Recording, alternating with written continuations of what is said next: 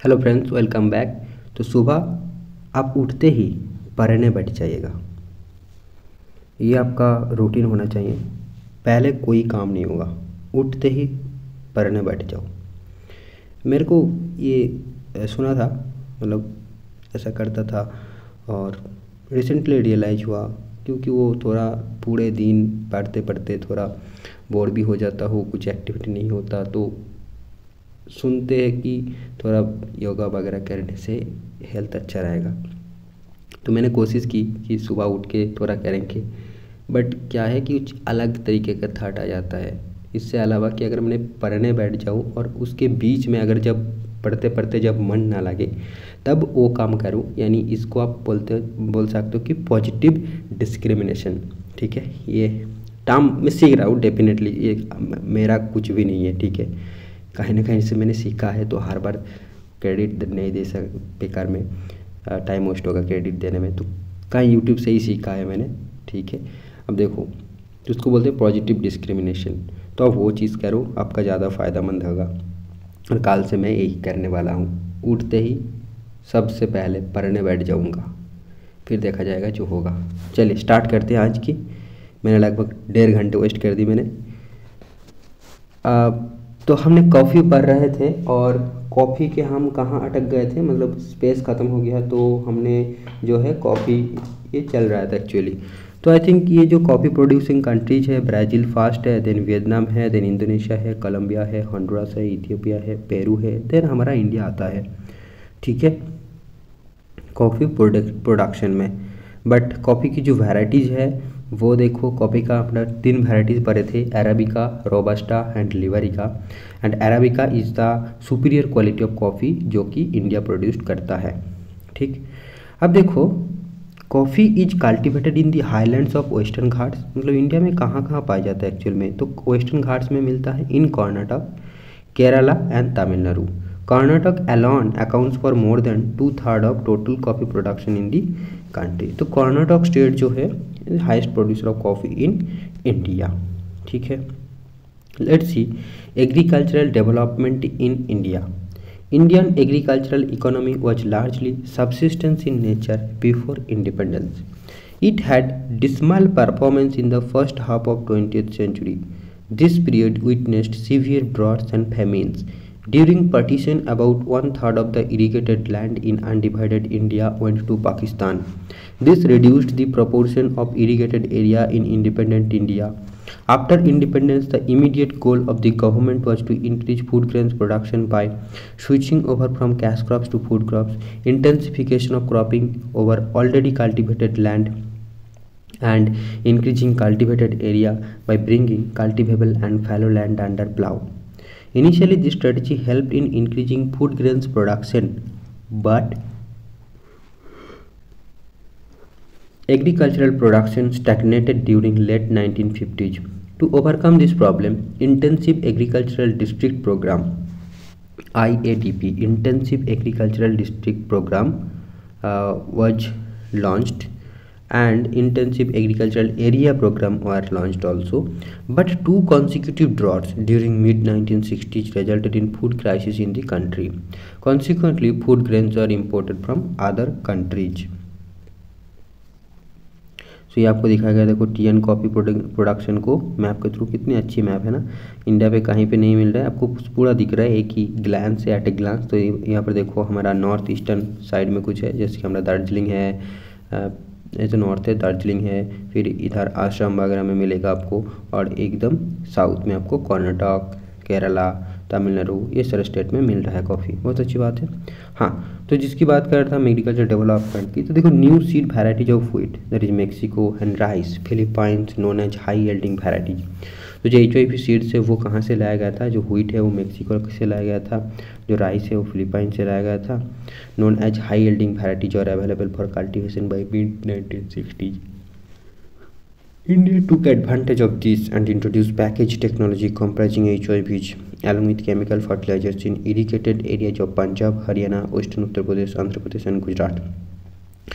तो जो HYP seeds and fertilisers यानी ग्रीन रेवोल्यूशन की बात यहाँ पर आ रहा है, वो पहले इंट्रोड्यूस कहाँ किया करते थे, वो पंजाब, हरियाणा, उत्तर प्रदेश, आंध्र प्रदेश एंड गुजरात में। ठीक,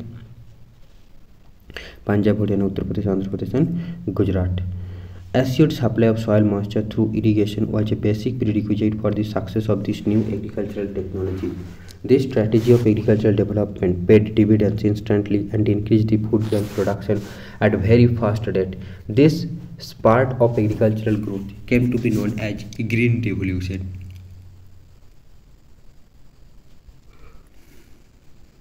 This also gave fillip to the development of a large number of agro-inputs, agro-processing industries and small-scale industries.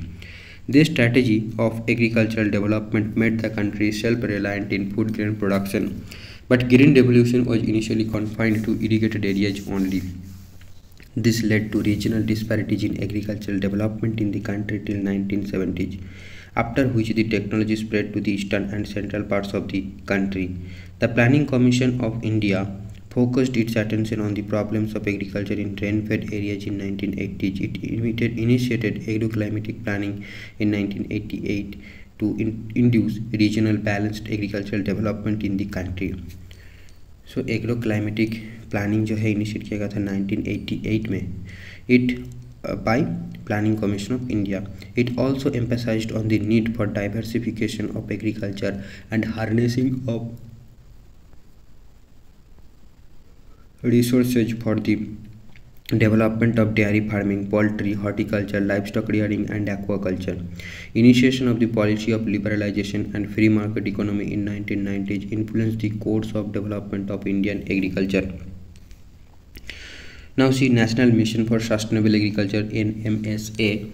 National Mission for Sustainable Agriculture is to make agriculture more productive, sustainable, remunerative and climate resilient by promoting location-specific integrated or composite farming system and to conserve natural resources through appropriate soil and moisture conservation measures.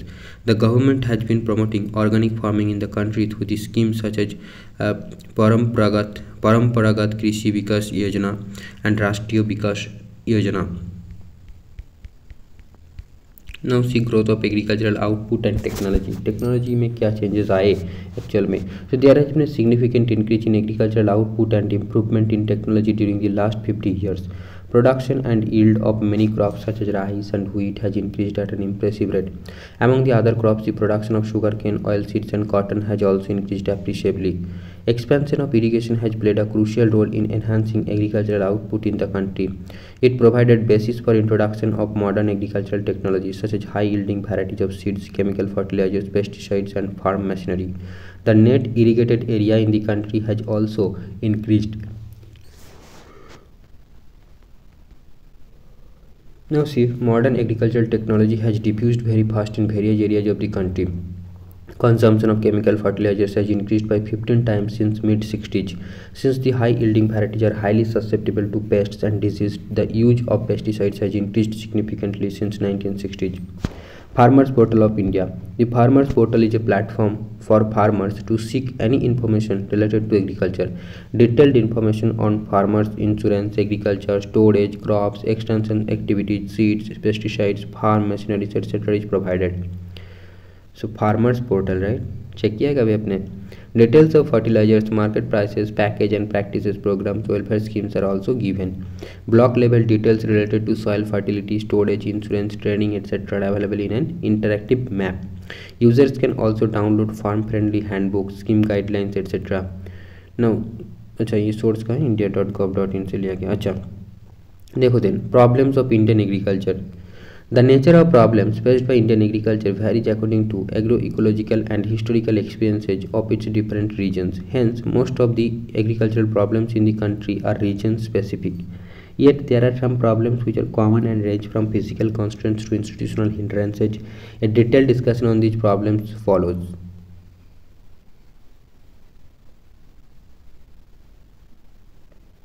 Dependence on erratic monsoon. Irrigation covers only about 33% of the cultivated area in India.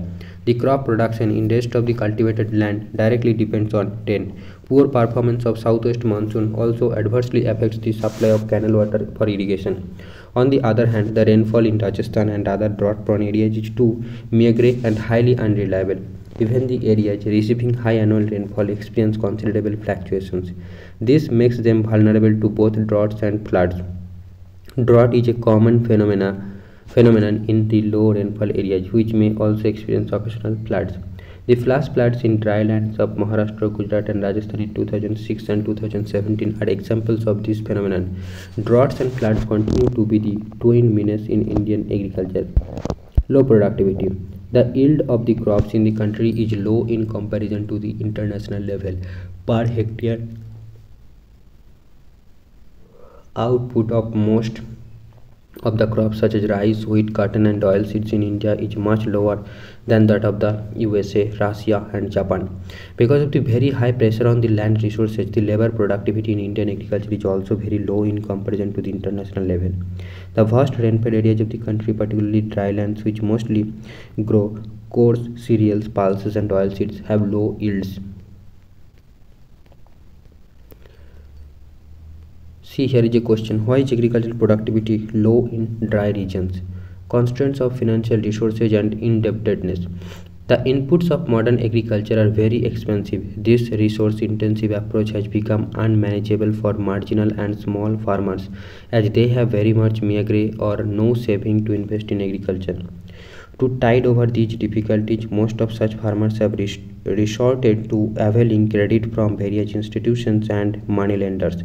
Crop failures and low returns from agriculture have forced them to fall in the trap of indebtedness. What are the implications of severe indebtedness? Do you feel that the recent incidents of farmer suicides in different states of the country are the result of indebtedness?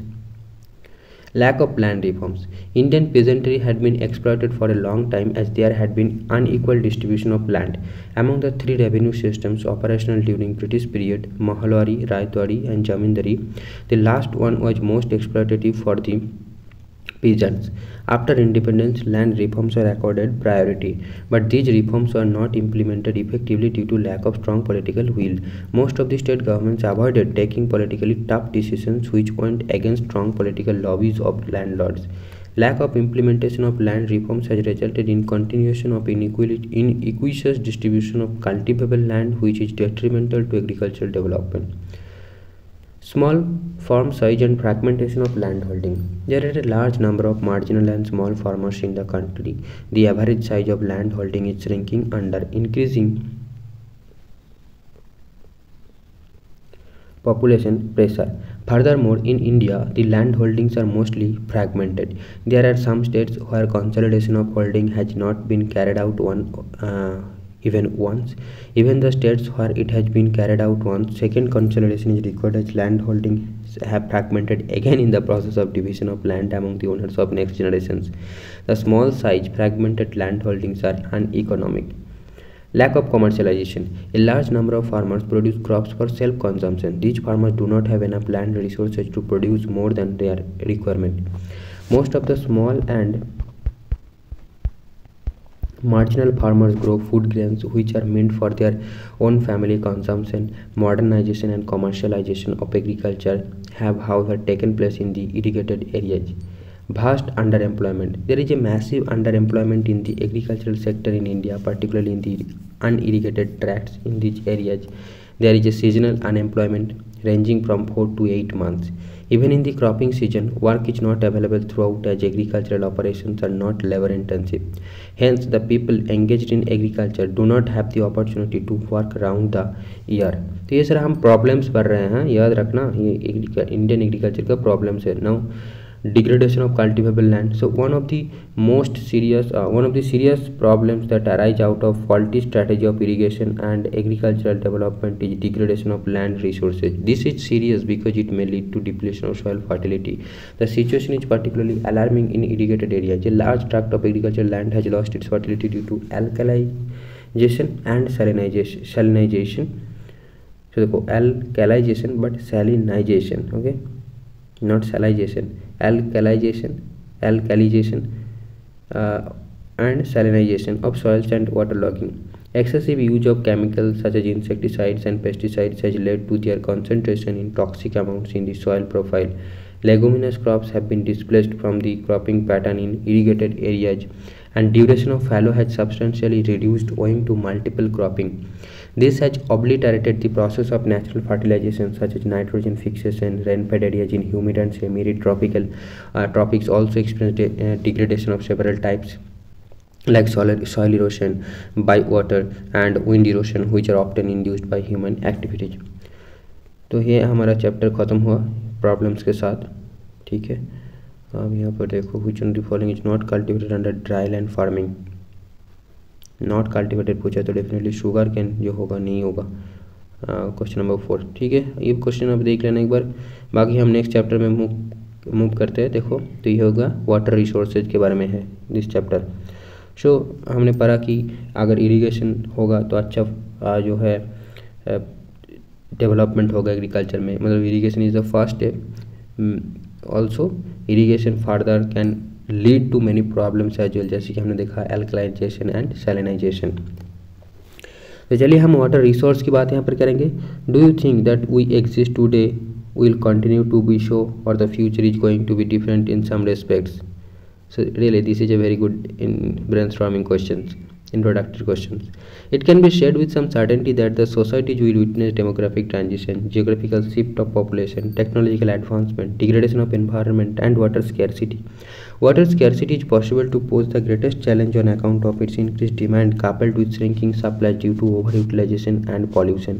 Water is a cyclic resource with abundant supplies on the globe. Approximately 71% of the Earth's surface is covered with it, but fresh water constitutes only about 3% of the total water. In fact, a very small proportion of fresh water is effectively available for human use. The availability of fresh water varies over space and time. The tensions and disputes on sharing and control of this scarce resource are becoming contested issues among communities, regions, and states.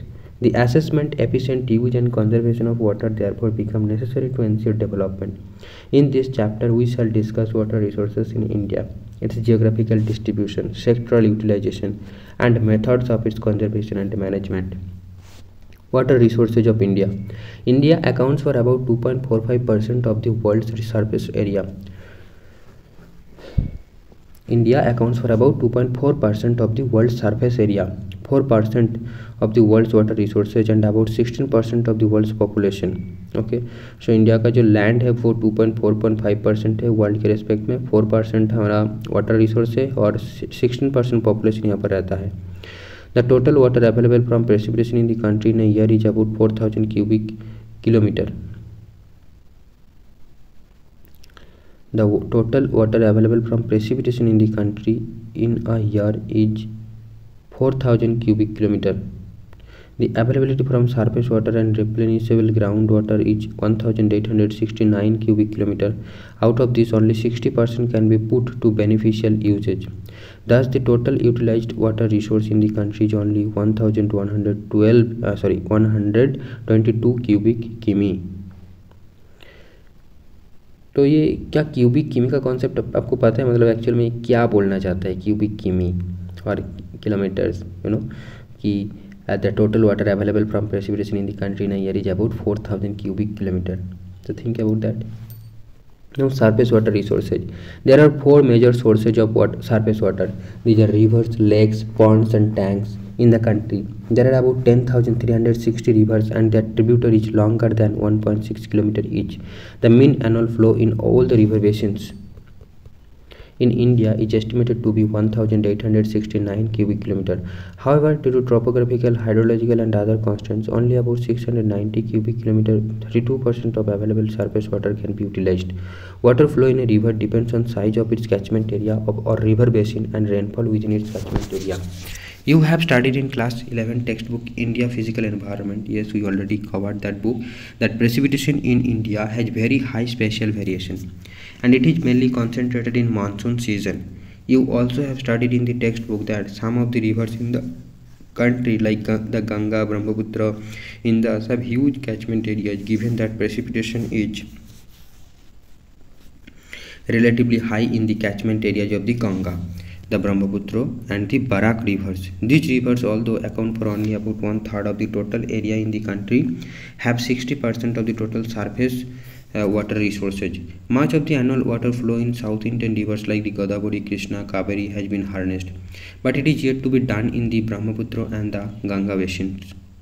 Now, groundwater resources. The total replenishable groundwater resources in the country are about 432 cubic kilometer. The level of groundwater utilization is relatively high in the river basins lying in northwestern region and parts of South India, क्योंकि यहाँ पर जो है बारिश कम होती है, इसलिए ground water को यूज़ करना पड़ता है कल्टीवेशन के लिए. The ground water utilization is very high in the states of Punjab, Haryana, Rajasthan and Tamil Nadu. ठीक है, तो ग्राउंड वाटर यूटिलाइजेशन कौन सी स्टेट में ज़्यादा है? देखो, पंजाब, हरियाणा, राजस्थान एंड तमिलनाडु में. साधन स्टेट के अंदर तमिलनाडु सबसे ज़्यादा यूज़ करता है. However there are states like Chhattisgarh, Orissa, Kerala etcetera which utilize only a small proportion of their ground water. तो छत्तीसगढ़, उड़ीसा, केरला जो है ये देखो स्मॉल ग्राउंड वाटर को यूज़ करता है. States like Gujarat, Uttar Pradesh, Bihar, Tripura and Maharashtra are utilizing their ground water resources at a moderate rate. ठीक है, तो ये मॉडरेट रेट है, मिडिल में, ना ज़्यादा ना कम. There ground water resources at a moderate rate. If the present trend continues, the demands for water would need the supplies the demands for water would need the supplies or exceed the supplies होगा ना, demand ज़्यादा हो जाएगा supply से. And such situation will be detrimental to development and can cause social upheaval and disruption. Now lagoons and backwaters. India has a vast coast line and the coast is very indented in some states. Due to this a number of lagoons and lakes have formed. The states like Kerala, Odisha and West Bengal have vast surface water resources in these lagoons and lakes. Although water is generally brackish in these water bodies, it is used for fishing and irrigating certain varieties of paddy crops, coconut, etc. Water demand and utilization. India has traditionally been an agrarian economy and about 2/3 of its population have been dependent on agriculture.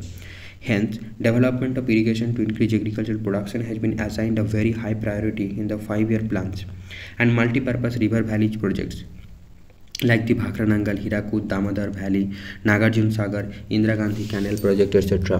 have been taken up. In fact, India's water demand at present is dominated by irrigational needs. तो हमारा सबसे ज़्यादा demand कहाँ से आता है? Irrigation के कारण आता है. Agriculture accounts for most of the surface and groundwater utilization. It accounts for 89% of the surface water and 92% of the groundwater utilization. ठीक है, तो ग्राउंड वाटर की यूटिलाइजेशन का परसेंटेज देखो ज़्यादा है. ठीक है, 89% सरफेस वाटर को यूज़ करते हैं, 92% हम ग्राउंड वाटर यूज़ करते हैं. while the share of industrial sector is limited to 2% of the surface water utilization and 5% of the groundwater, the share of domestic sector is higher 9% in surface water utilization as compared to groundwater. तो industrial sector में कम हो रहा है water की utilization as compare to the agriculture sector. The share of agriculture sector in total water utilization is much higher than other sectors. However, in future with development, the shares of industrial and domestic sectors in the country are likely to increase. Now, demand of water for irrigation. In agriculture, water is mainly used for irrigation. Irrigation is needed because of spatio-temporal variability in rainfall in the country. The large tracts of the country are deficient in rainfall under drought-prone northwestern India and Deccan Plateau constitute such areas. Winter and summer seasons are more or less dry in most part of the country. Hence, it is difficult to practice agriculture without assured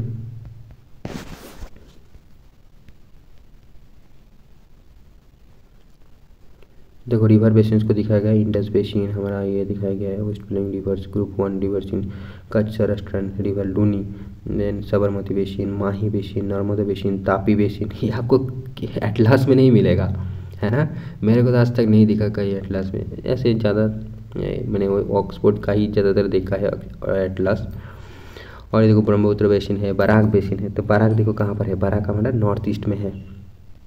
okay, then Subarnarekha basin, Brahmani and Baitarani basin, Mahanadi basin, फिर ये आपका Godavari basin. Then ये आपका देखो east flowing rivers group that is rivers between Mahanadi and Pennar, Krishna basin, Pennar basin, Kaveri basin. तो इस तरह अच्छी है ना, आपको एट ए ग्लैंस आपको सारी चीज़ें आपको दिखेगा. तो ये थीम बेस्ड मैप्स है. Definitely this is the need of the present hour for the students. However, let's continue to the next thought. Hence, it is difficult to practice agriculture without assured irrigation during dry seasons, even in the areas of ample rainfall like West Bengal and Bihar. ये West Bengal Bihar में बहुत बारिश हो जाता है, तो फिर भी इरिगेशन करना पड़ता है। तो ब्रेक्स इन मानसून और it's failure creates dry spells detrimental for agriculture. Water need of certain crops also makes irrigation necessary. For instance, water requirement of rice, sugarcane, jute, etc. is very high, which can be met only through irrigation. Provision of irrigation makes multiple cropping possible. It has also been found that irrigated lands have higher agricultural productivity than unirrigated land. Further, the high-yielding varieties of crops need a regular moisture supply, which is made possible only by developed irrigation systems. In fact, this is why that green revolution strategy of agriculture development in the country has largely been successful in Punjab, Haryana and western Uttar Pradesh. In Punjab, Haryana and western Uttar Pradesh, more than 85% of their net sown area is under irrigation. Wheat and rice are grown mainly with the help of irrigation in these states. Of the total net irrigated area, 76.1% in Punjab and 51.3% in Haryana are irrigated through wells and tubewells. This shows that these states utilize large proportion of their groundwater potential, which has resulted in groundwater depletion in these states. The overuse of groundwater resources has led to decline in groundwater table in these states. In fact, over withdrawals in some states like Rajasthan and Maharashtra has increased fluoride concentration in groundwater, and this practice has led to increase in concentration of arsenic in parts of West Bengal and Bihar. The intensive irrigation in Punjab or in अच्छा activity discuss its likely impacts on agriculture. Definitely there is a large impact, you know. So हमने क्या पढ़ रहे थे, ground water के बारे में पढ़ा. इनफैक्ट ओवर विथड्रॉल्स ये सारे प्रॉब्लम्स हम पढ़ रहे हैं. तो देखो फ्लोराइड कॉन्सेंट्रेशन बढ़ रहा है राजस्थान महाराष्ट्र में, और this practice led to increase in concentration of arsenic in parts of West Bengal and Bihar. और बिहार एंड वेस्ट बंगाल में जो है आर्सेनिक पॉल्यूशन होता है ज़्यादा. फ्लोराइड पॉल्यूशन हमारा राजस्थान एंड महाराष्ट्र में हो चुका है. ठीक, तो emerging water problem. So the per capita availability of water is dwindling day by day due to increase in population. The available water resources are also getting polluted with industrial, agricultural and domestic effluents, and this in turn is further limiting the availability of usable water resources. Okay, next theme is deterioration of water quality. Water quality refers to purity of water, not water without unwanted foreign substances. Water gets polluted by foreign matter such as microorganisms, chemicals, industrial and other wastes. Such matters deteriorate the quality of water and render it unfit for human use. When toxic substances enter lakes, streams, rivers, oceans, and other water bodies, they get dissolved or lie suspended in water. This results in pollution of water, whereby quality of water deteriorates, affecting aquatic systems. Sometimes these pollutants also seep down and pollute groundwater. The Ganga and the Yamuna are the two highly polluted rivers in the country. Water conservation and management. Since there is a declining availability of fresh water and increasing demand, the need has arisen to conserve and effectively manage these precious life-giving resources for sustainable development. Given that water availability from sea or ocean due to high cost of desalination is considered negligible, India has to take quick steps and make effective policies and laws and adopt effective measures for its conservation. Besides developing water saving technologies and methods, attempts are also to be made to prevent the pollution. There is need to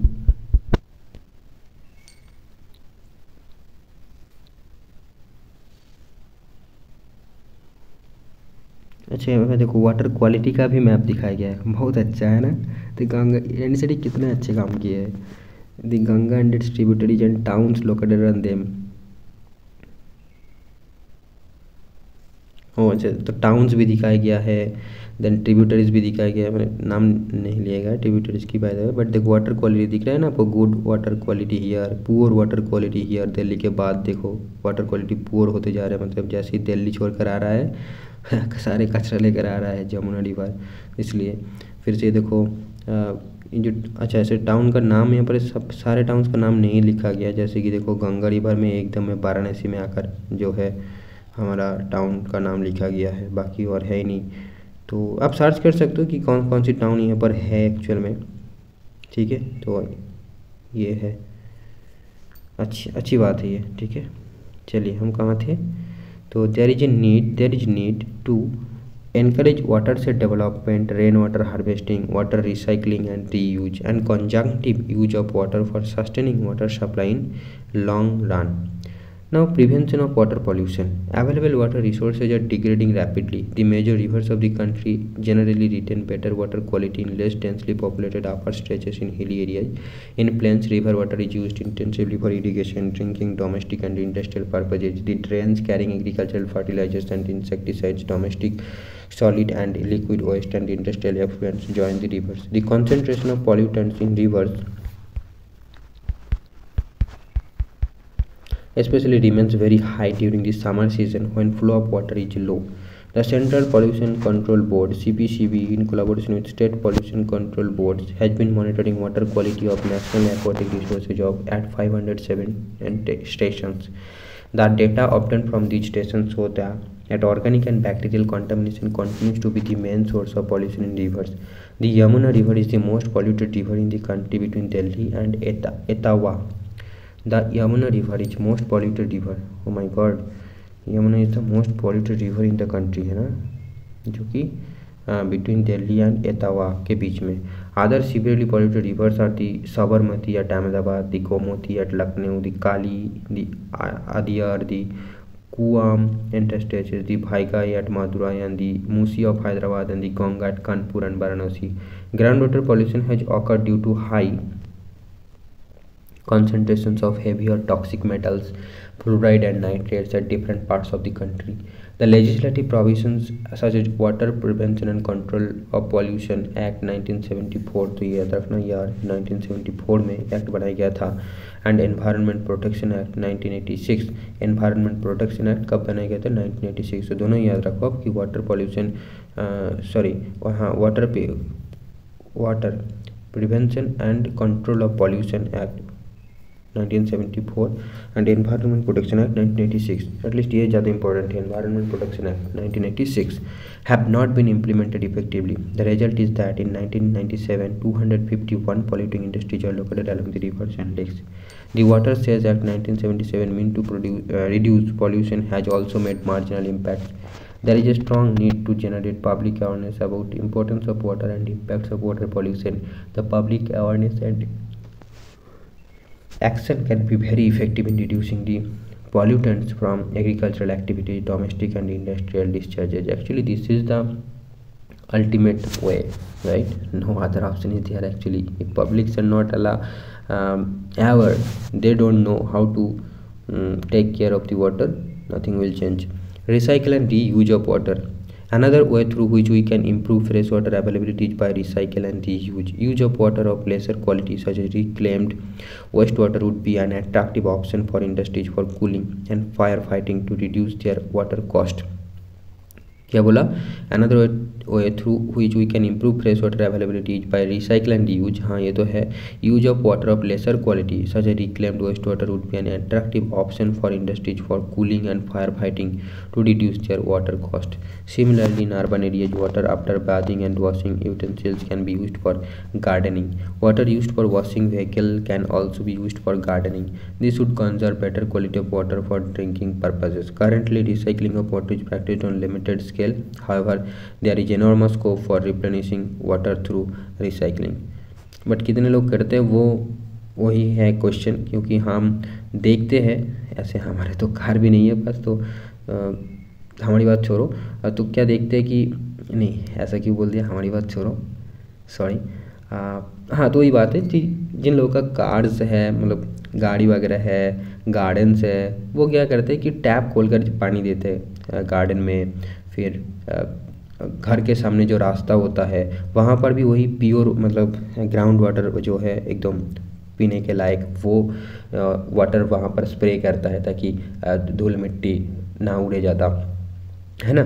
तो इस type ये सब करके जो है, जो ground water है उसको वेस्ट किया जाता है. बट यहाँ पर हम वही कि रिसाइकल्ड वाटर यूज़ कर सकते हैं. हमारी जो है किचन का वाटर हम गार्डन में स्प्रे कर सकते हैं, ऐसे कर सकते हैं. या फिर जो सबसे बेस्ट होगा कि हम रेन वाटर हार्वेस्टिंग करें, कि ये सब कामों के लिए एटलीस्ट ये जो घर के सामने जल जो देना, फिर गार्डन में देना, इसके लिए हम रेन वाटर हार्वेस्टिंग जो वही है ना, तमिलनाडु ने शायद मैंडेटरी किया है, वो स्टेट है एक, लीगल कर दिया है उसको. तो ऐसा हर स्टेट में होना चाहिए यार, हर घर में होना चाहिए. ताकि वहाँ से वो पानी को उठाया जाए। और जो कार से इसको हम जो होती है ना वो गैरेज में जहाँ पर कार की वॉशिंग किया जाता है प्रोफेशनल में, वहाँ पर जाकर कार को वॉश करें, ताकि वहाँ पर जो होती है ना स्प्रे जो लगा रहता है बहुत स्पीड से निकलता है वाटर, उससे क्या होती है कार वॉश भी जल्दी हो जाते हैं और वाटर भी कम लगते हैं। तो वहाँ पर जाके कार को वॉश करें। तो ये सारे चीज़ें जो है वाटर वेस्ट ऑफ वाटर को रोक सकता है।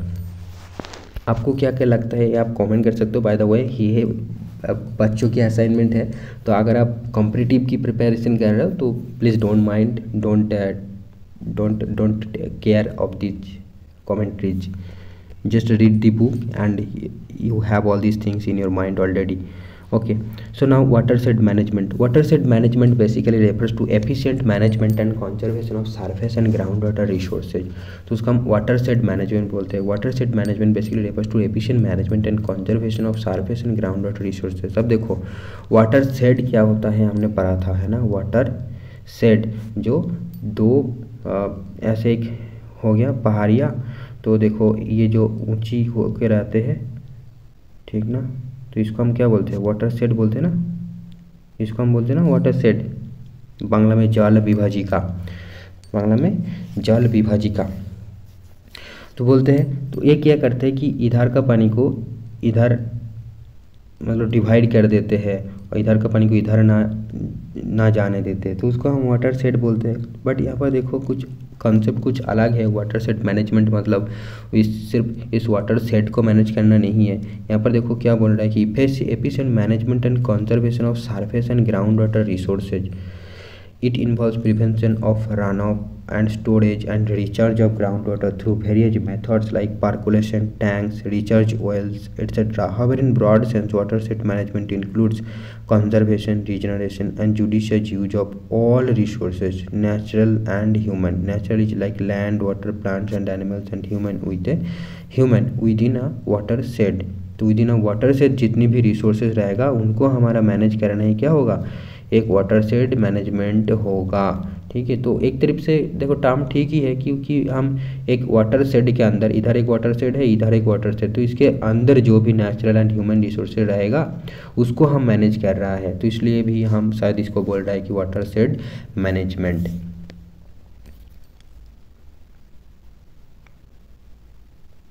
Watershed management aims at bringing about balance between natural resources on the one hand and society on the other. The success of watershed development largely depends upon community participation.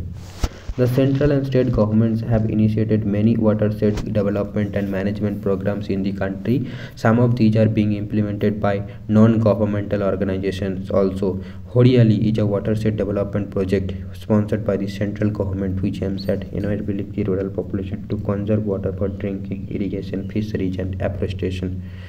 The project is being executed by gram panchayats with people's participation. तो हरियाली क्या है ना, एक watershed management project है। Then Neeru Meeru water and you, Neeru Meeru ये कौन सी language है कमेंट करके बताओ। प्रोग्राम इन आंध्र प्रदेश, तो डेफिनेटली तेलुगु होंगे। नीरू मीरू एंड आरावारी पानी संसद, ठीक है, इन Alvar Rajasthan Arvari Pani Sansad have taken up constructions of various water harvesting structures such as percolation tanks, dug out ponds, johad जो कि जोहद बोला जाता है राजस्थान में, है ना, construction of structures such as percolation tanks, dugout ponds, तो जोहद, check dams, etc. Through people's participation, Tamil Nadu has made water harvesting structures in the houses compulsory। ये देखो तमिलनाडु जो है वाटर हार्वेस्टिंग को कंपलसरी कर दिया क्या है, तो no building can be constructed without making structures for water harvesting. तो ऐसे नियम क्या है जल्दी लागू होना चाहिए, हर स्टेट में, हर मतलब हर घर में लागू होना चाहिए, है ना, तभी कुछ चेंजेस होगा। हम डिटोरिएट ज़्यादा कर रहे हैं एनवायरनमेंट के और केयर कम कर रहे हैं, तो फिर क्या कॉम्पेंसेट कैसे होगा। Now watershed development projects in some areas have been successful in rejuvenating environment and economy. However, there are only a few success stories. In majority of cases, the program is still in its nascent stage. There is a need to generate awareness regarding benefits of watershed development and management among people in the country, and through this integrated water resource management approach, water availability can be ensured to sustainable basis. Next, talking about rainwater harvesting. Rainwater harvesting is a method to capture and store rainwater for various uses. It is also used to recharge groundwater aquifers. It is a low-cost and eco-friendly technique for preserving every drop of water by guiding the rainwater to borewell, pits, and wells. Rainwater harvesting increases water availability, checks the declining groundwater table, improves the quality of groundwater through dilution of contaminants like fluoride and nitrates, prevents soil erosion and flooding, and arrests saltwater intrusion in coastal areas used to recharge aquifers. Rainwater harvesting has been practiced through various methods by different communities in the country for a long time. Traditional rainwater harvesting in rural areas is done by using surface storage bodies like lakes, ponds, irrigation tanks, etc. In Rajasthan, rainwater harvesting structures locally known as kund or tanka, a covered underground tank, are constructed near or in the house or village to store harvested rainwater. To understand various ways to rainwater, see figure 4.3 to understand various ways of rainwater harvesting. तो ये देखो एक चीज़ यहाँ पर आपने क्या note किया, देखो यहाँ पर ये मैं बताना चाहूँगा कुछ कि rainwater harvesting increases water availability, checks the declining groundwater table, improves the quality of groundwater through dilution of contaminants. So especially I want you focus on this term, quality of groundwater through dilution of contaminants. इसका मतलब आपने क्या समझा, like fluoride and nitrates prevent soil erosion and flooding and arrest salt water intrusion in coastal areas used to recharge aquifers. क्या मतलब समझा, मतलब देखो ये लगता है कि हम सोचते हैं ना कि कैसे आयरन वाटर में आयरन कैसे आ गए, फिर जो आर्सेनिक कैसे आ गई है, फ्लोराइड कैसे, पॉल्यूशन कैसे आ गया, मतलब ग्राउंड में तो कोई डाला नहीं है या फिर कैसे हो गया मतलब।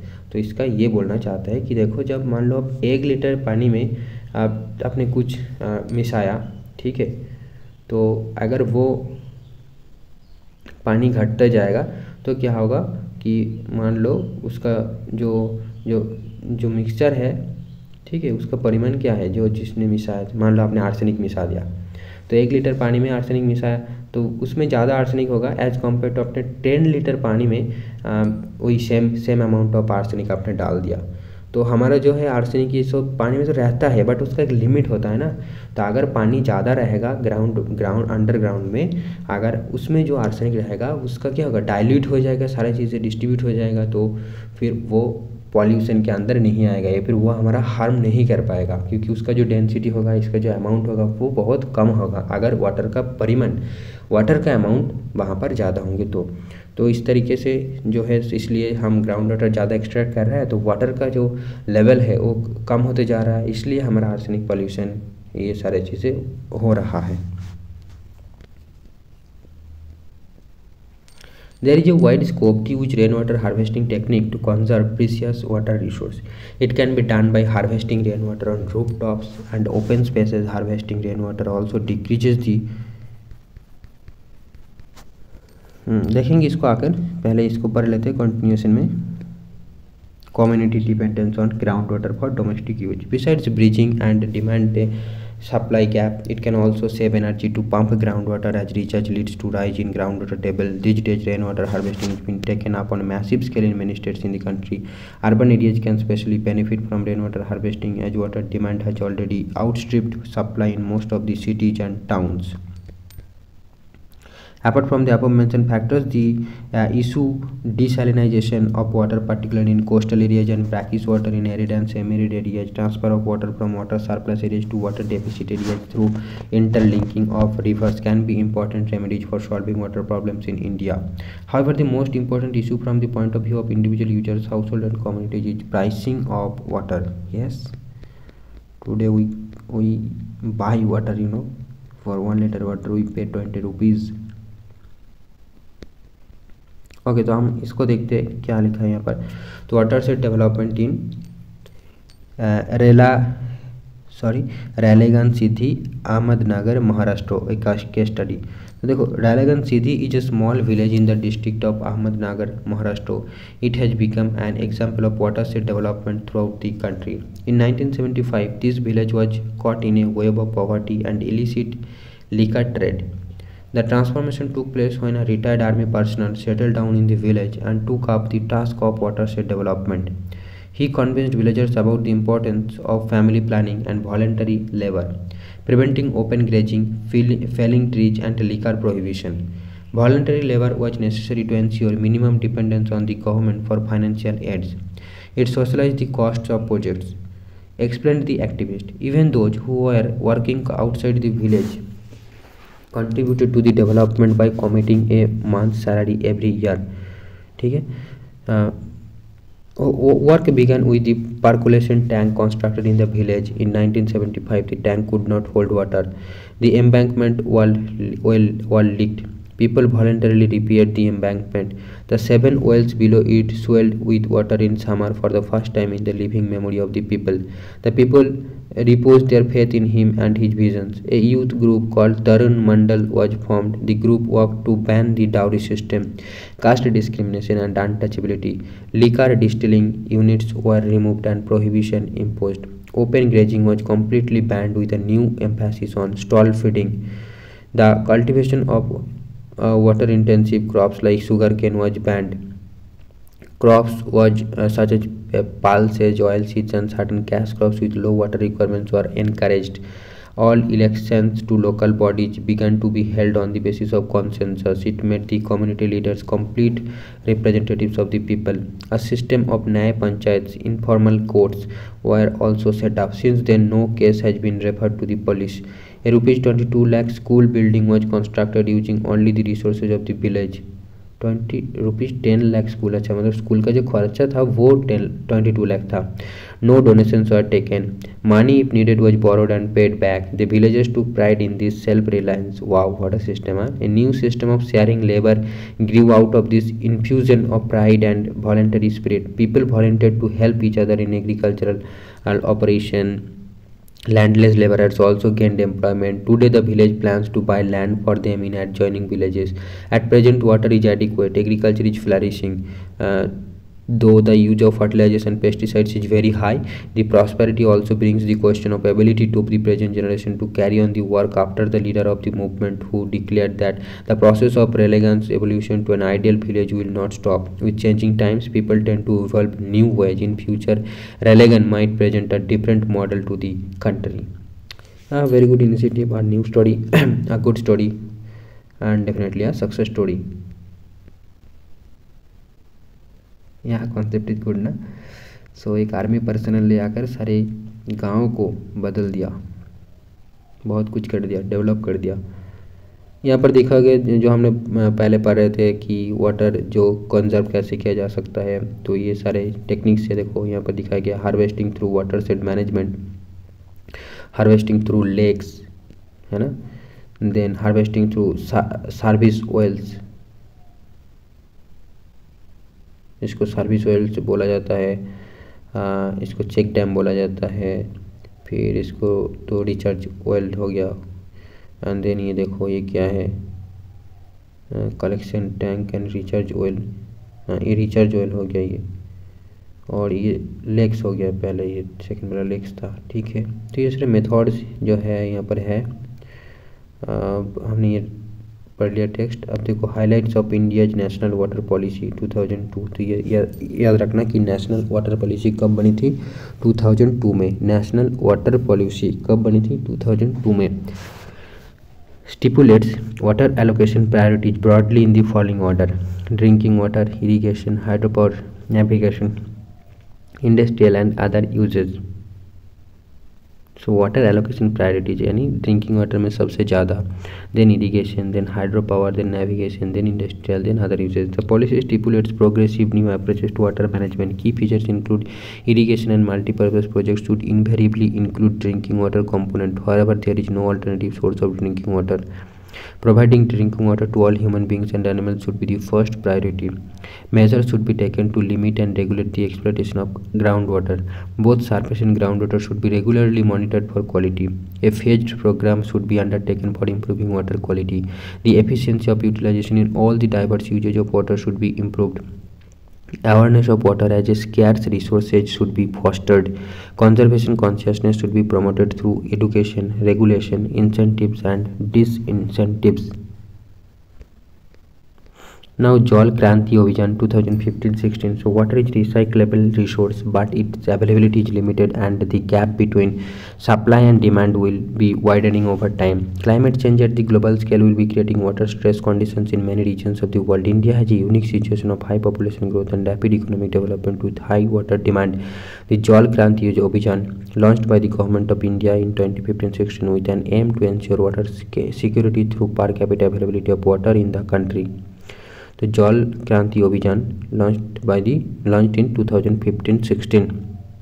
ओके, इसका एम क्या था? To ensure water security through per capita availability of water in the country. People in different regions of India had practised the traditional knowledge of water conservation and management to ensure water availability. ऐसा नहीं है कि conservation method हम practice नहीं करते, जैसे कि हमारा जो पॉन्ड से है ना, गांव में दिखते हैं, वो क्या है कि वाटर कंजर्वेशन है ना. जब बारिश होगा तो पानी अगर वहाँ पर जमेगा और वो फिर हम बाद में यूज़ करते हैं पूरे साल डिफरेंट डोमेस्टिक एक्टिविटीज़ में, एग्रीकल्चर में भी यूज़ किया जाता है. बट क्या है ना कि अब बहुत सारे गांव में अब देखोगे कि जो पॉन्ड्स है वो लीटर्स एंड जो है क्या है ना कि वेस्ट में पूरा भर गया है. पहले हमारी गांव की बात करें तो पहले वो पॉन्ड्स में बहुत सारे जो है फिशेस होता था, बट अभी फिश प्रोडक्शन बहुत ही रिड्यूस्ड हो गया है. तो इसका रीज़न क्या है? पॉल्यूशन ही होगा ना. तो वो बात है. तो मैंने देखा था वो कितना साफ था, लोग उसको यूज़ करता था बहुत सारे काम में. आज कोई नहीं यूज़ करता उस पानी को, सिर्फ आप मतलब समझ लो कुछ ही काम के लिए यूज़ नहीं करते. सारे लोग बस ग्राउंड वाटर यूज़ करते हैं. हर एक के घर में वो क्या है ना पंप से है, तो उसी का पानी सब यूज़ करते हैं, और सारे जो वेस्ट वाटर है वो जाके वो पॉन्ड में जमता है. तो वे होते फिर तो वहाँ पर सारे जो वाटर है वो पॉल्यूट हो गया. तो ये सारे रेगुलेट करने के लिए सिर्फ एक ही उपाय है, वो है पंचायती राज सिस्टम. अगर लोकल गवर्नमेंट ये सारे चीज़ को क्या है कि ऑब्ज़र्व करे, यानी वो क्या बोलते हैं उसे, कुछ समझ लो पंचायत लेवल पे अगर कुछ एक्शन लिया जाए कि ऐसा नहीं होगा, अगर फाइन वगैरह इम्पोज करना, वो सारी चीज़ें, तो वो सारी चीज़ें नहीं होती, क्योंकि पॉन्ड्स एक प्राइवेट प्रॉपर्टी है, कोई एक 5-10 मिलके ओन करता है. और तो फिर शायद सरकार इसलिए कुछ बोल भी नहीं पाएगा. तो ऐसा हो सकता है. बट या अगर ये सारे चीज़ों को हम डेवलप कर पाते तो एक ही हमारा ऑप्शन बचता है इन सिचुएशन में कि हम अवेयरनेस को ज़्यादा करवाए लोगों के अंदर कि ऐसा नहीं करना चाहिए. ठीक है, तो वो आई थिंक ज़्यादा वही एक क्या होगा, वो ये होगा. ठीक है, क्योंकि अगर कहीं पर कोई तालाब है, कोई पॉन्ड है, तो वो क्या करेगा, अल्टीमेटली जो रेन वाटर है उसको वो जमेगा और वहाँ से ग्राउंड वाटर रिचार्ज हो सकता है ना.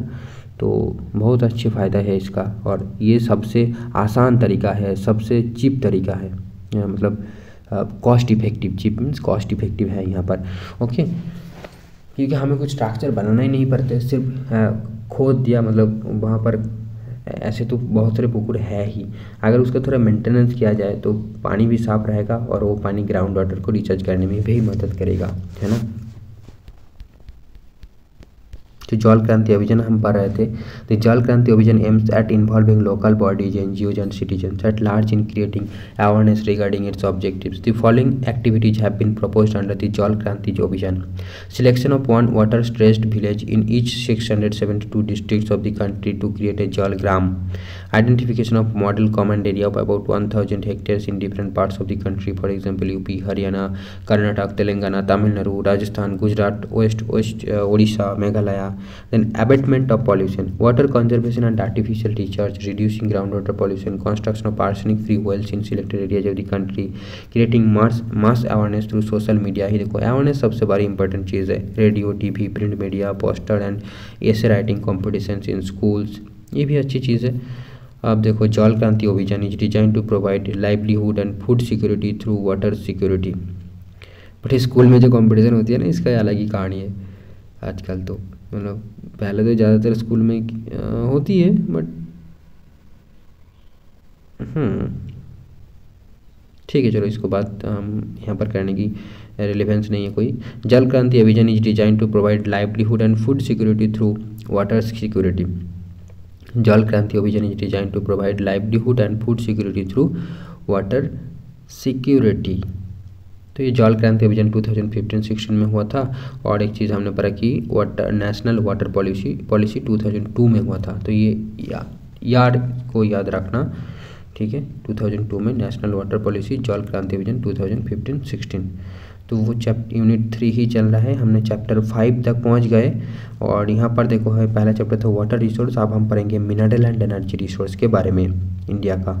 तो India is endowed with rich variety of mineral resource. कितने हुआ, ठीक है, इसको कंप्लीट कर लेते हैं, इस चैप्टर को फिर स्टॉप करेंगे।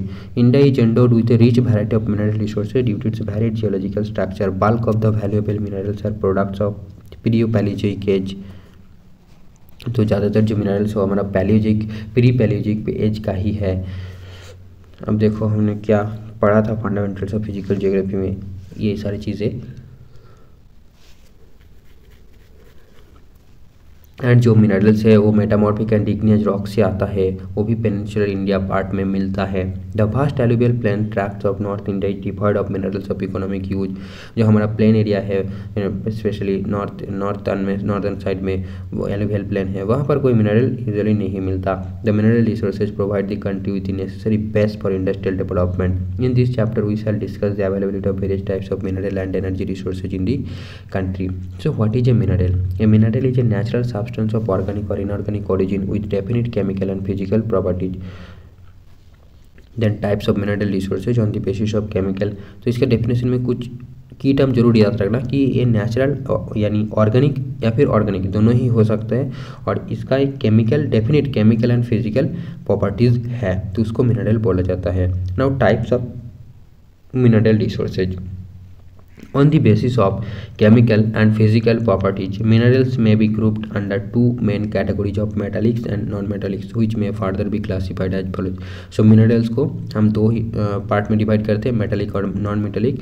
मेटालिक को फिर दो पार्ट में डिवाइड करते हैं, यानी two type, that is ferrous and non-ferrous. Ferrous में आपका आएगा iron, manganese etcetera. Non-ferrous में copper, bauxite etcetera.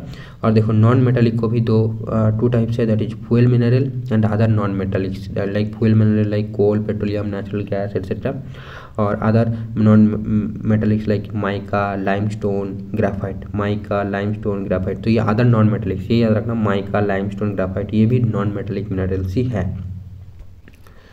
Okay, now as it is clear from the figure 5.1, metallic minerals are the sources of metals. Iron ore, copper, gold produce metal and are included in this category.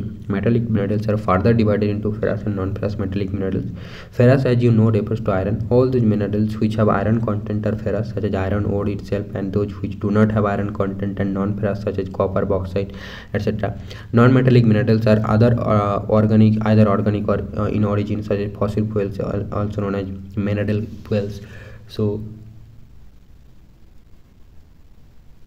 which are derived from the puride animals and plant life, such as coal and petroleum.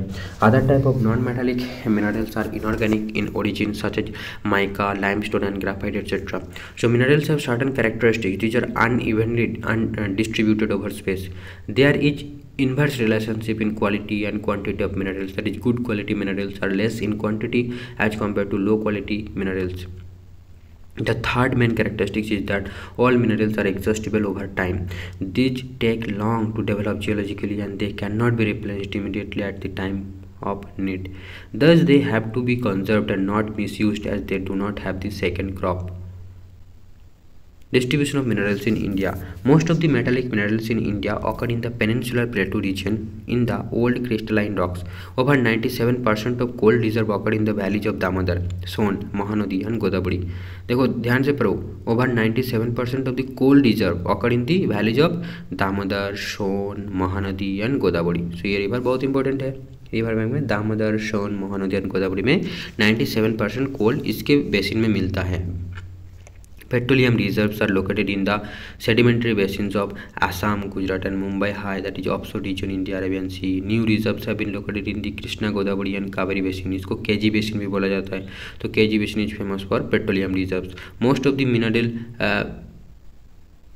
Mineral KG basin means Krishna Godavari basin, okay, Kaveri अलग से है। Most of the major mineral resources occur to the east of a line linking Mangaluru and Kanpur. तो most of the mineral resources कहाँ मिलता है हमको?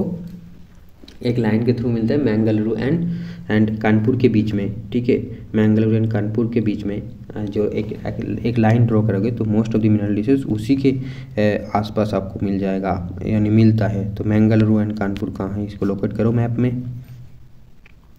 Minerals are generally concentrated in 3 broad belts in India.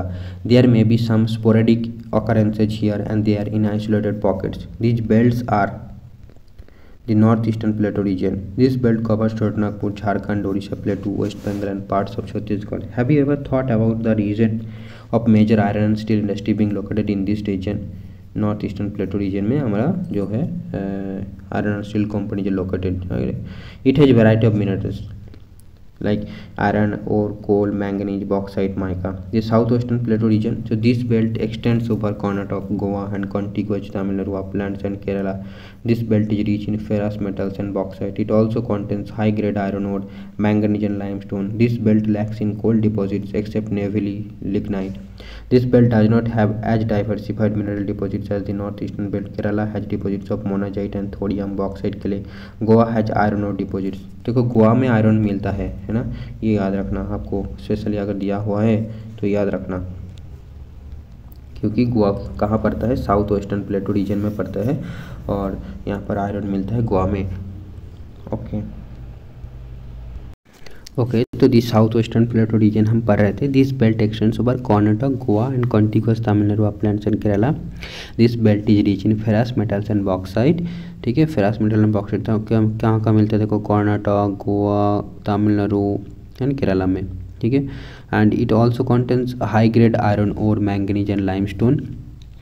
Iron और limestone ये सारे भी मिलते हैं, मैंगनीज मिलता है। This belt lacks in coal deposits except Neyveli lignite. तो ये ओनली सिर्फ नेवली में ही है, जो कि तमिलनाडु में है। नेवली तमिलनाडु में ही है ना, तो इसके अलावा और कहीं कोल नहीं मिलता है। और नेवली का जो कोल है वो लिग्नाइट टाइप का कोल है। This belt does not have as diversified mineral deposit as the north eastern belt. तो नॉर्थ ईस्टर्न बेल्ट जो है वो मिनरल डिपॉजिट में सबसे हाईएस्ट है। Kerala has deposits of monazite and thorium. तो मोनाजाइट एंड थोरियम केरला में हमको मिलता है। केरला कोस्ट में जो सैंड है वहाँ पर बहुत सारा मिलता है, लार्जेस्ट रिजर्व है वर्ल्ड का भी। And Goa has iron ore deposits, Goa में आपको आयरन ओर मिलता है। नॉर्थ वेस्टर्न रीजन, तो हमने नॉर्थ ईस्टर्न पढ़ा, साउथ वेस्टर्न पढ़ा। अब देखो नॉर्थ वेस्टर्न रीजन की बात करते हैं। तो this belt extends along Aravalli in Rajasthan and part of Gujarat and minerals are associated with Dharwar system of rocks. तो नॉर्थ वेस्टर्न रीजन में जो मिनरल्स मिलता है वो कौन सी रॉक सिस्टम से रिलेटेड है? धारवाड़ सिस्टम से रिलेटेड है। Copper, zinc have been major minerals. Rajasthan is rich in building stone, sandstone, granite, marble, gypsum and fuller's earth deposits are also extensive. Dolomite and limestone provide raw materials for cement industry. Gujarat is known for its petroleum deposits. You may be knowing that Gujarat and Rajasthan both have rich source of salt. तो राजस्थान और गुजरात में salt बहुत मिलता है।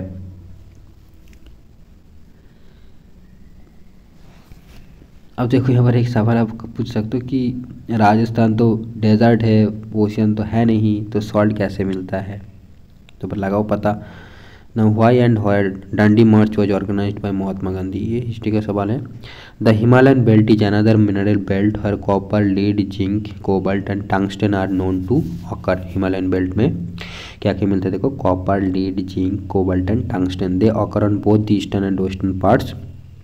Assam Valley has mineral oil deposits. Besides, oil resources are also found in offshore areas near Mumbai coast, Mumbai High. In the following pages, you will find the special pattern of some of the important minerals. तो ferrous minerals की बात करते हैं। Ferrous minerals such as iron ore, manganese, chromite etcetera provide a strong base for the development of metallurgical industries. Our country is well placed in respect of ferrous minerals both in reserves and production. Iron ore. India is endowed with fairly abundant resources of iron ore. It has the largest reserve of iron ore in Asia.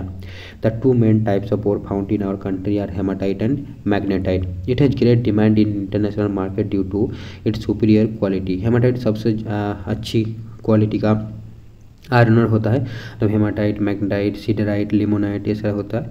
The iron ore mines occur in close proximity to the coal fields in the north eastern plateau region of the country which adds to their advantage. तो इसीलिए जो है coal and iron ore main होता है raw material iron and steel industry के लिए, और दोनों ही नॉर्थ ईस्टर्न साइड में अच्छे से मिलता है। तो इसलिए हमारा जो major iron and steel industries है वो नॉर्थ ईस्टर्न रीजन में ही डेवलप किया है। About 95% of total reserves of iron ore is located in states of Odisha. तो ओडिशा में देखो जो आयरन ओर रिजर्व्स है सबसे ज़्यादा है ओडिशा में है, झारखंड में है, छत्तीसगढ़ में है, कर्नाटक है, गोवा है, तेलंगाना है, आंध्र प्रदेश है, तमिलनाडु है। In Odisha iron ore occurs in a series of hill ranges in Sundargarh. तो ओडिशा में क्या कहाँ मिलता है, माइंस का नाम क्या है, तो ये बहुत इंपॉर्टेंट है। देखो सुंदरगढ़, मयूरभंज एंड झार।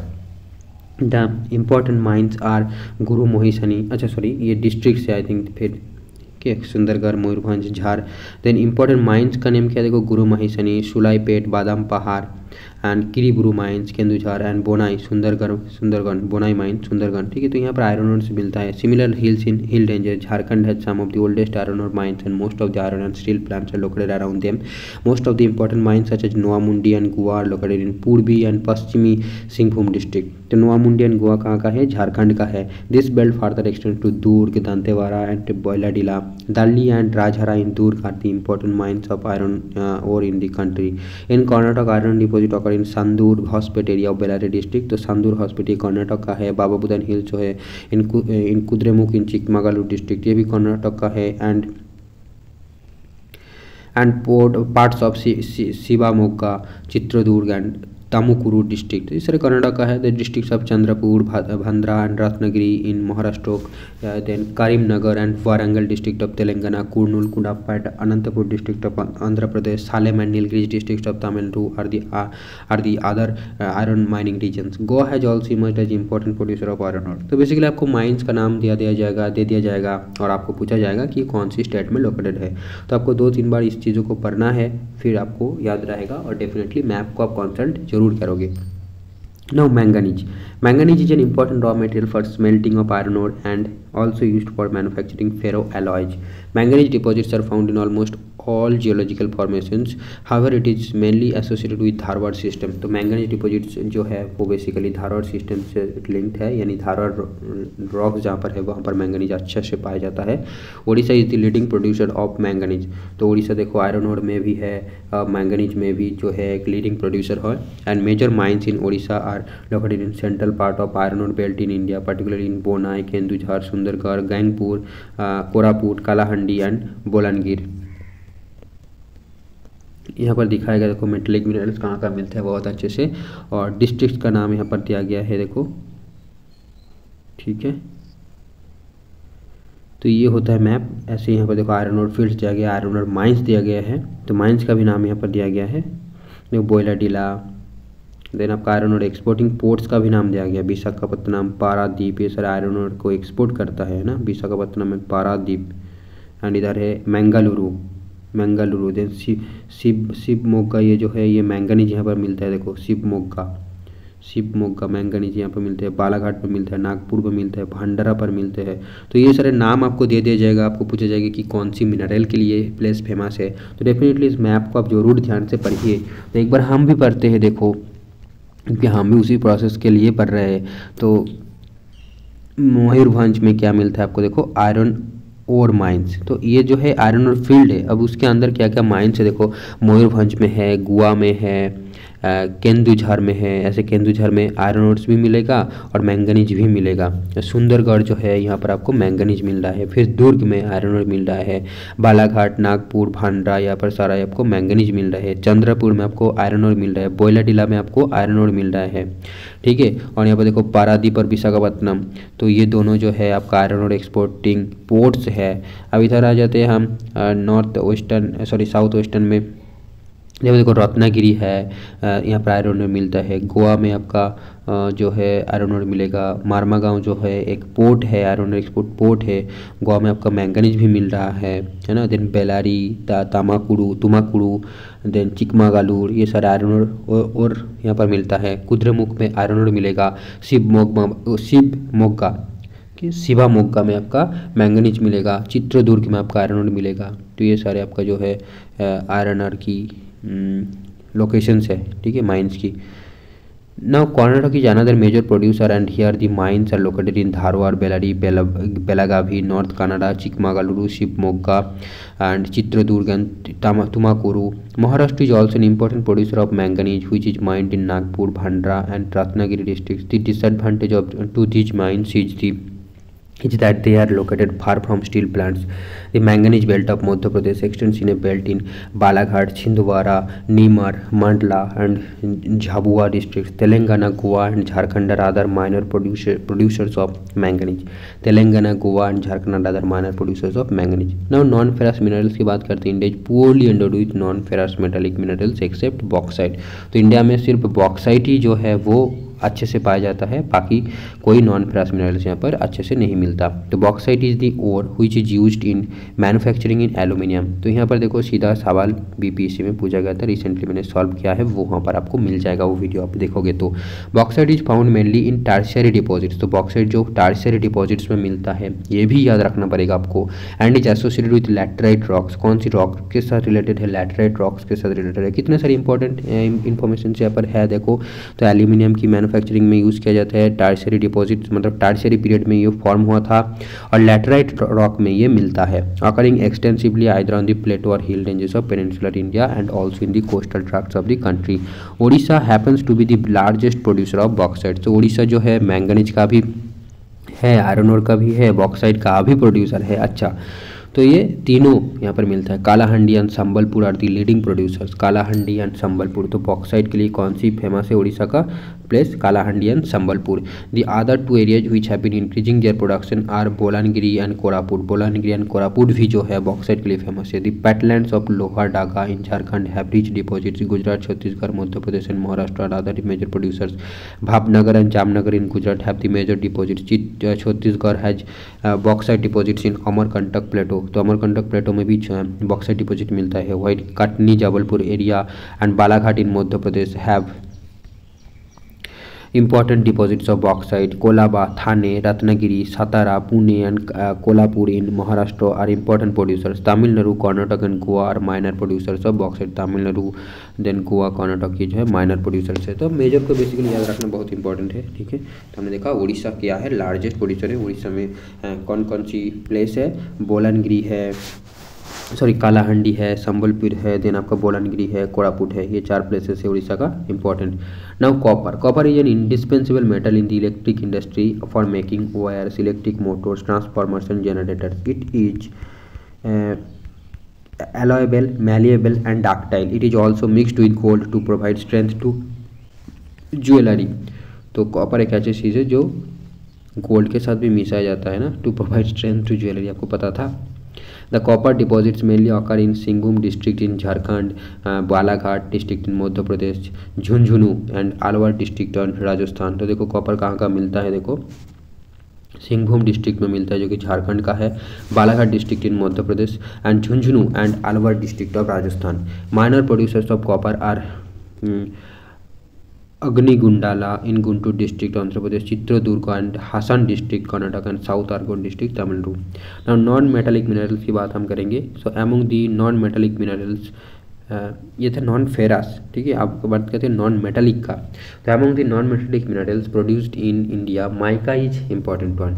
तो नॉन मेटालिक मिनरल्स के अंदर माइका जो है सबसे इम्पॉर्टेंट है इंडिया में। The other minerals extracted for local consumption are limestone, dolomite and phosphate. Limestone, dolomite and phosphate. Mica is mainly used in the electrical and electronic industries. It can be split into very thin sheets which are tough and flexible. Mica in India is produced in Jharkhand, Andhra Pradesh, Telangana. तो देखो mica producing में क्या होता है, झारखंड आ गया, पहले का सारे उड़ीसा था, Andhra Pradesh, Telangana and Rajasthan, followed by Tamil Nadu, west Bengal and Madhya Pradesh. तो वेस्ट बंगाल में भी माइका मिलता है। In Jharkhand high quality mica is obtained in a belt extending over a distance of about 150 kilometre in length and about 22 kilometre in width in lower Hazaribagh plateau. तो Hazaribagh plateau में mica mining होता है। In Andhra Pradesh Nellore district produces the best quality mica. तो आंध्र प्रदेश में जो है best quality mica पाया जाता है, जो कि नेल्लोर डिस्ट्रिक्ट का है। नेल्लोर डिस्ट्रिक्ट ऑफ आंध्र प्रदेश में बेस्ट क्वालिटी ऑफ माइका पाया जाता है। In Rajasthan mica belt extend from about 320 kms from Jaipur to Bhilwara and around Udaipur. Mica deposits also occur in Mysore and Hassan districts of Karnataka, Coimbatore, Tiruchirappalli, Madurai and Kanyakumari in Tamil Nadu, Alleppey in Kerala, Ratnagiri in Maharashtra, Purulia and Bankura in west Bengal. तो mica जो है Purulia and Bankura district में mainly मिलता है, waste Bengal का। Next देखो हम energy resource की बात करेंगे। So mineral fuels are essential for generation of power required by agriculture, industry, transport and other sectors of the economy. Mineral fuels like coal, petroleum and natural gas known as fossil fuels. ठीक है, सारों को हम एक साथ fossil fuels कहते हैं। Nuclear energy minerals are the conventional sources of energy, और ये सारे कन्वेंशनल सोर्सेज ऑफ एनर्जी है। This conventional sources are exhaustible resources, यानी एक दिन खत्म हो जाएगा या फिर ज़्यादा हम यूज़ कर दें तो ये खत्म हो जाएगा, रिप्लेनिश होने में ज़्यादा टाइम लगता है। ये मैप देखो minerals of non ferrous minerals की मैप यहाँ पर दिया गया है, और कॉपर एंड बॉक्साइट को मेनली दिखाया गया है। तो कॉपर कहाँ कहाँ मिल रहा है, देखो खेत्री, आलोवार, यहाँ पर आपको क्या मिल रहा है, कॉपर मिल रहा है ना। खेत्री, आलोवार, भीलवाड़ा, उदयपुर, ये सारे राजस्थान में लोग रह रहे हैं। तो राजस्थान में बहुत सारे कॉपर है। देन आपका हजारीबाग, सिंहभूम, यहाँ पर कॉपर मिल रहा है। तो मेनली इन प्लेसेस में आपका कॉपर मिल रहा है। तो खेत्री जो है ये देखो पूछा गया था, मतलब बीपीएससी के क्वेश्चन में ये था इस प्लेस का नाम, तो याद रखना। अब हजारीबाग, सिंहभूम, ये सारे भी कॉपर के लिए है। कॉपर के बाद देखो बॉक्साइट दिया गया, तो बॉक्साइट के लिए कटनी है, अमरकंटक है, बालाघाट भी क्या है, कॉपर के लिए है। Katni, Amarkantak, Bilaspur, then Maikal hill and Koraput, ये सारे आपका माइका के लिए है, बॉक्साइट के लिए है, sorry. So Katni, Amarkantak, Bilaspur, Michael hill and Koraput जो है बॉक्साइट के लिए फेमस है। नॉन फेरस मिनरल है bauxite.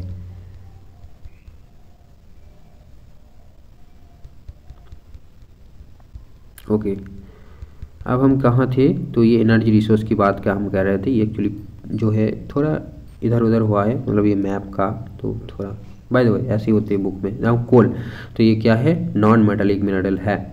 Coal is one of the important minerals which is mainly used in the generation of thermal power and smelting of iron ore. Coal occurs in rock sequences mainly of two geological ages, namely Gondwana and Tertiary deposits. About 80% of the coal deposits in India is of bituminous type. ठीक है, तो हमारा यहाँ पर जो कोल मिलता है वो बिटुमिनस टाइप का होता है, and is for of non-coking grade. The most important Gondwana coal fields of India located in Damodar Valley.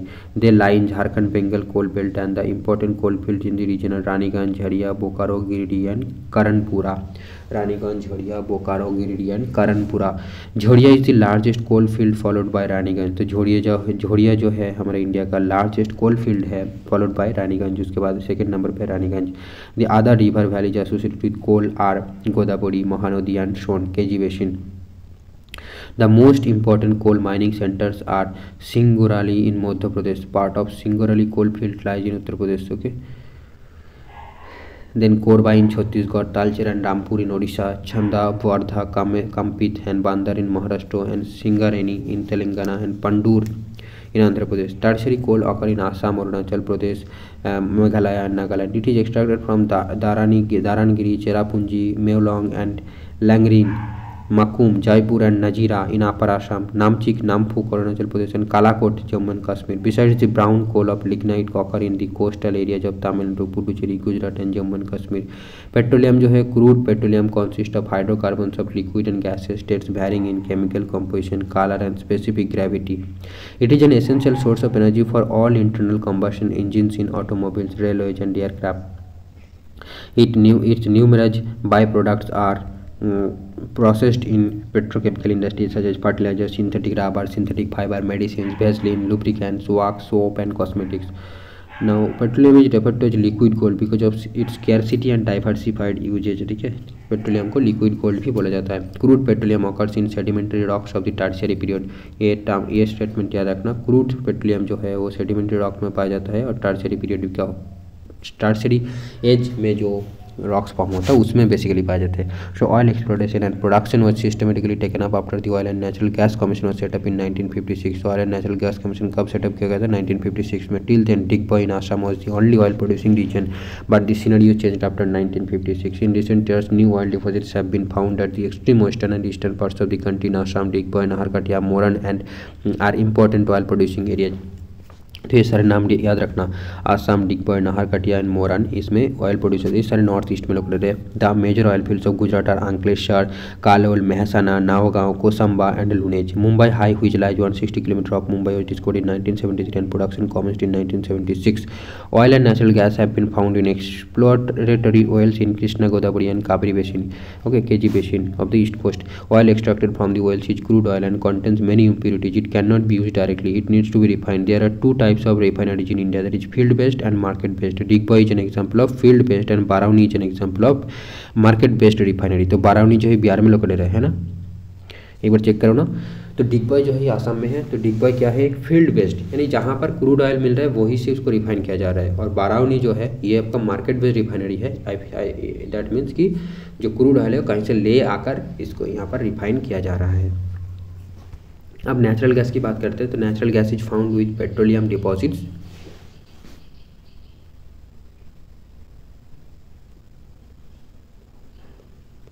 Natural gas is found with petroleum deposits and is released when crude oil is brought to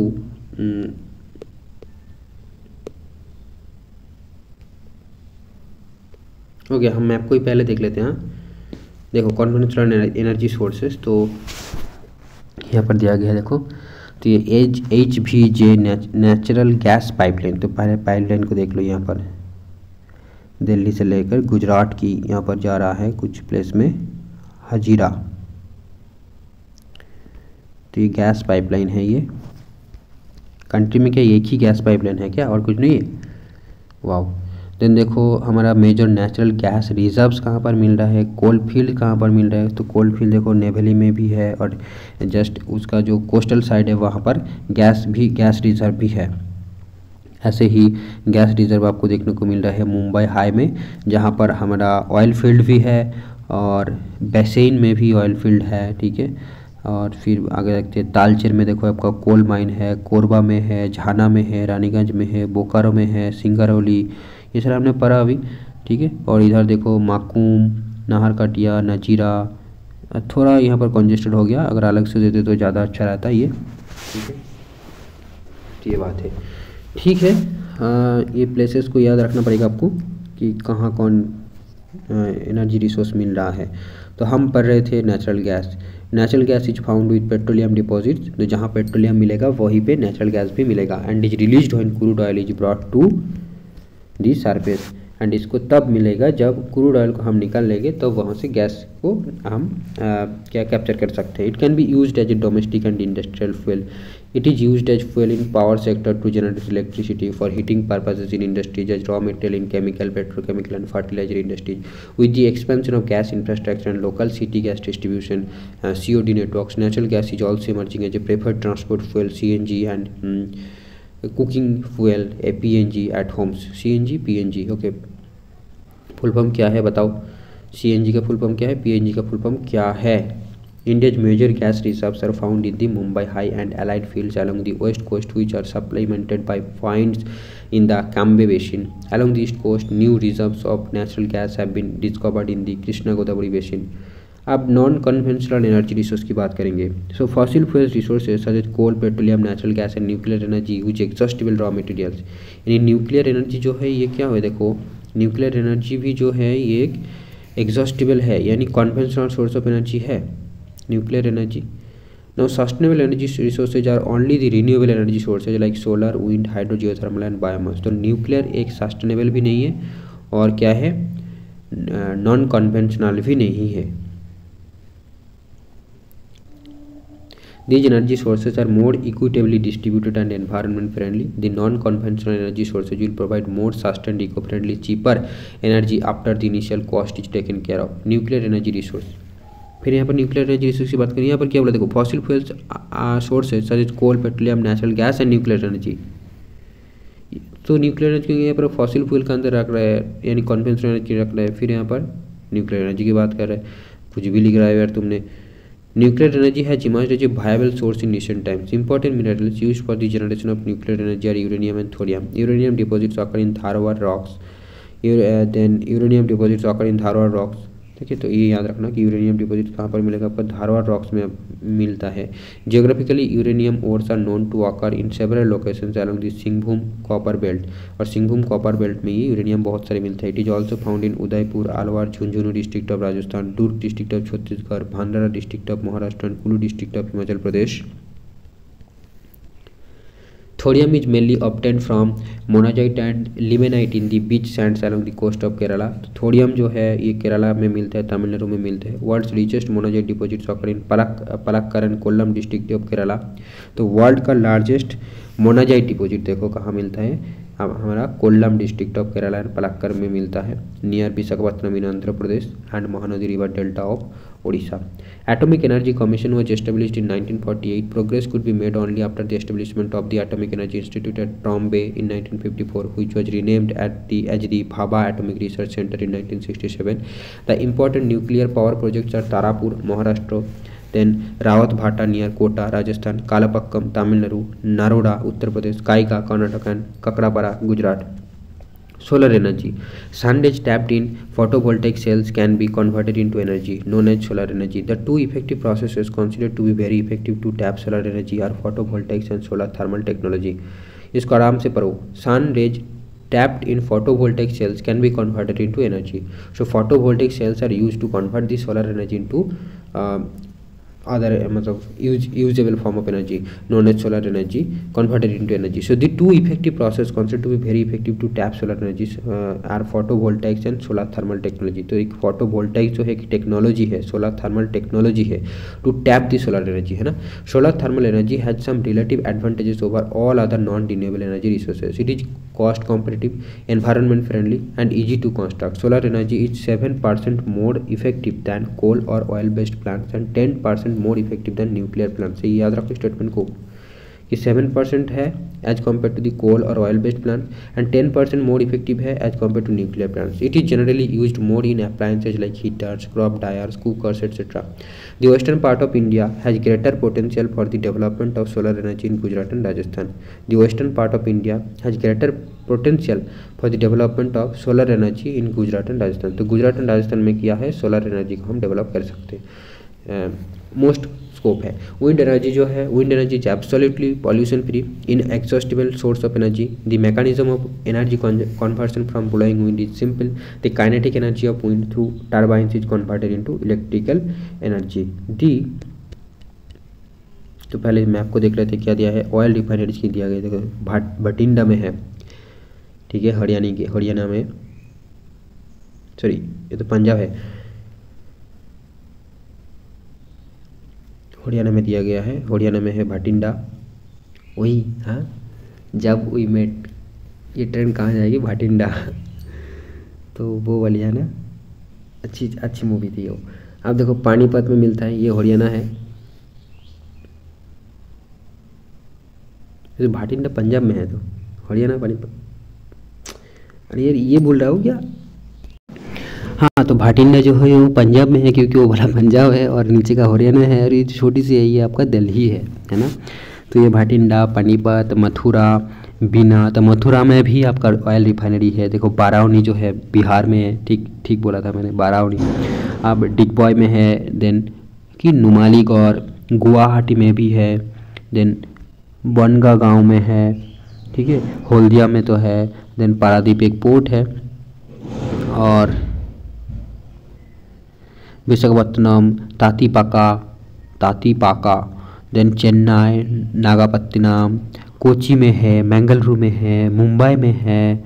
फिर 2 क्यों लिखा है मुंबई में, और एक का नाम क्या है, कोयली में है, जामनगर में है, भादीनीर में है, बीना में है मध्य प्रदेश का, ठीक है। तो देखो कितनी अच्छी है ना मैप ये, आपका एटलस में तो ऐसा सच नहीं मिलेगा आपको। I am damn sure. दिखा दो मेरे को कौन सी पेज में है, बता दो एक बार। इतना तो ये बात है। तो आप इस पॉइंट को जो है ज़रूर याद रखिएगा, नेम्स को याद रखिएगा। आपको एग्ज़ाम में पूछा जा सकता है कि कौन सी जो है ऑयल रिफाइनरी नहीं है, ठीक है। ऐसे तो टफ है याद रखना, बट हाँ बार बार पढ़ना पड़ेगा, जितना याद आप। अरे यार हाँ ठीक है, चलिए हम स्टार्ट करते हैं। नेक्स्ट टॉपिक क्या था, विंड एनर्जी। तो wind energy is absolutely pollution free inexhaustible source of energy. The mechanism of energy conversion from blowing wind is simple.